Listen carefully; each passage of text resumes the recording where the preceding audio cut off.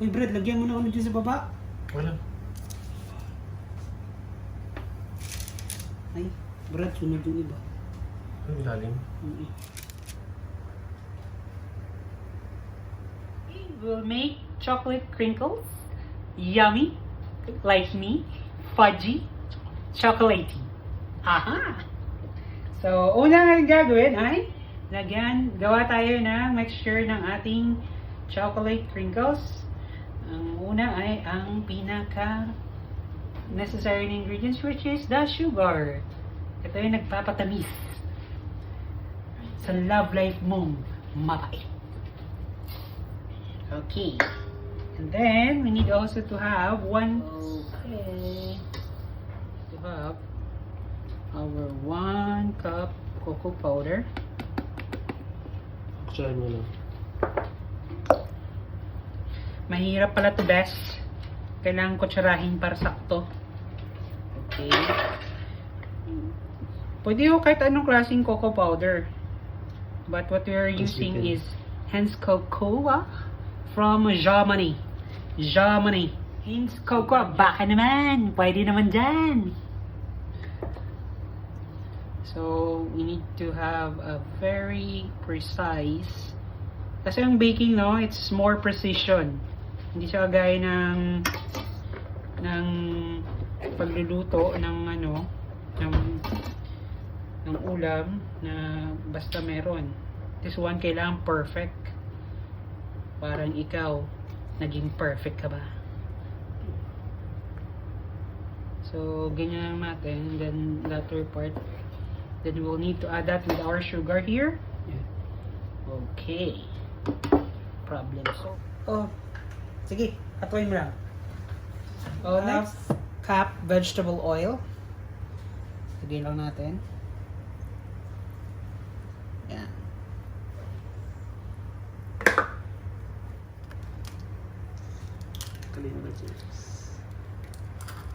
Isa, hindi dalawa, lalo't hindi tatlo, 4 para even.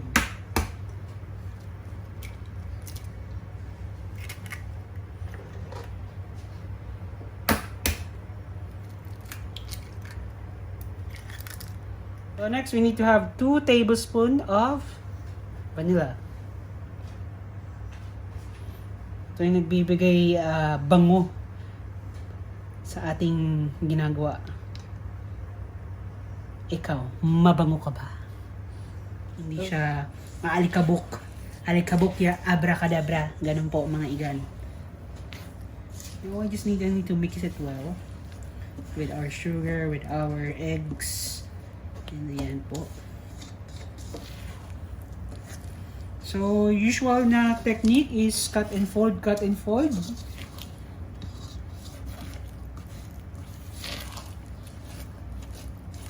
First, after we make halo-halo, kailangan natin siyang ilagay sa ating stand mixer. And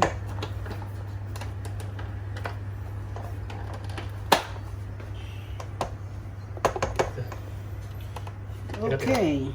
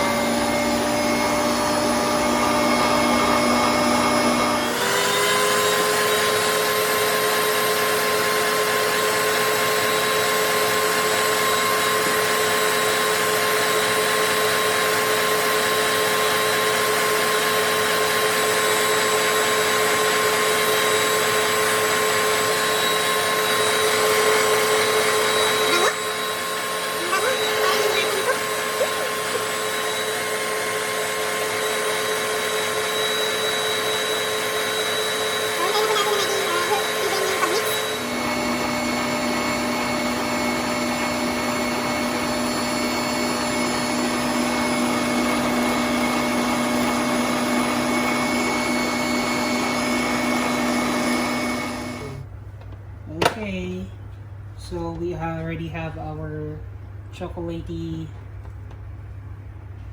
Sige. And then, hindi pwedeng ihalo lang ng dire-diretso. Dapat isi-sift din natin para mawala yung buo-buo. Yan po yung purpose ng sift natin.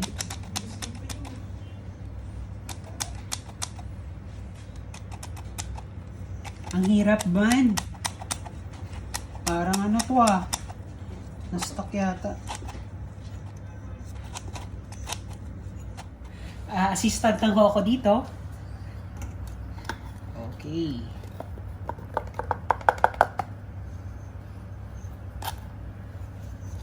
So kapag nahihirapan kayo, huwag kayong bumitaw. Kasi ganyan talaga. Effort ang kailangan. It takes time. Parang pag-ibig lang din yan. Bakit po tayo pag-ibig, friends? Kapag nakita mo yung final product later, ma-realize mo ay worth it pala. Okay. 2 tablespoons of baking powder. Okay, 1. Yung half teaspoon po, ito yun po yung nagpapabalanse sa ating matamis at chunky and sweety and freshly baked na. Okay, ito lang po siya. Okay. Counterclockwise lang po mga friends. May champurado. May champurado daw ang niluto natin. Champurado ano? Okay, dahan lang mga friends. Dapat walang tapon. Parang relasyon, huwag mong itapon.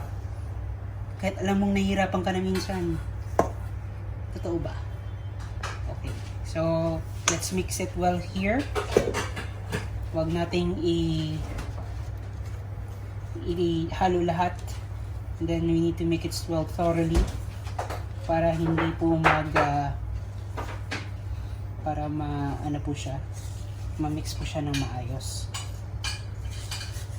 Kasi kapag inilagay natin lahat, yan ang mangyayari.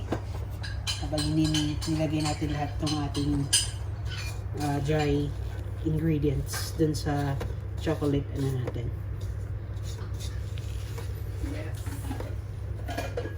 Halo-halo lang, halo-halo. Then let's put it gradually. Gradual lang po mga friends. Ito yung gusto natin. Pwede makainin ng paksiw. Go. Kuha ka lang. Tsaka okay din po kapag gumagawa kayo ni dito, kumuha kayo ng paksiw na isda. Ni Isabel. Paksiw ni Isabel.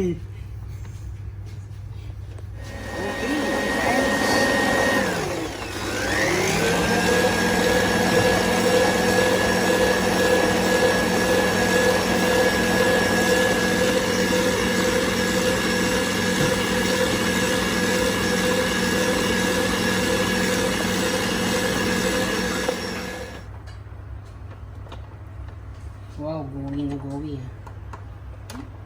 Sarap na ito.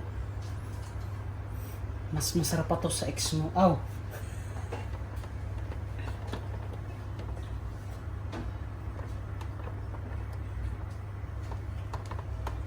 Preparing our icing sugar.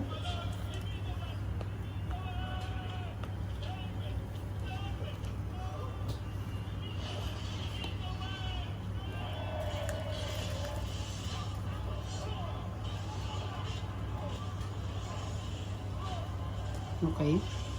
Okay.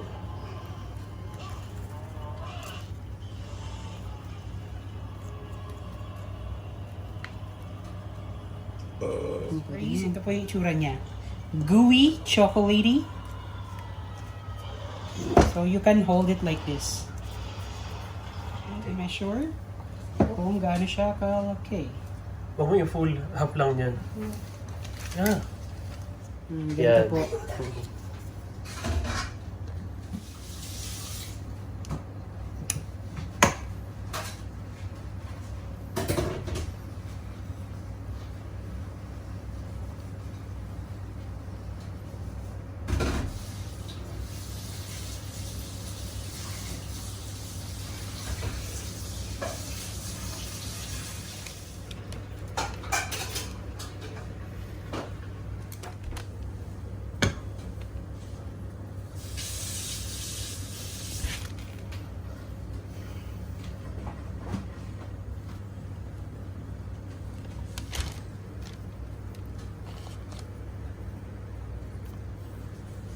Akin to ha.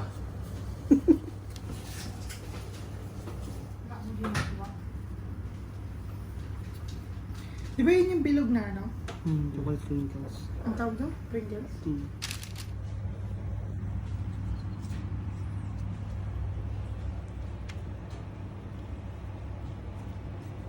Yan. Oven natin na mayroong heat na 350 degrees for just 10 minutes. Ganun kabilis mga bes yung pag-bake nito. So, ay, init po pala. Yan. Tama ba yan, Brad? Okay. Wag kasi mag-bake pa tayo isa eh. Oh my God. Uy, Brad, lagyan mo na ano dyan sa baba. Wala. Ay, Brad, sunod yung iba. Ang ilalim.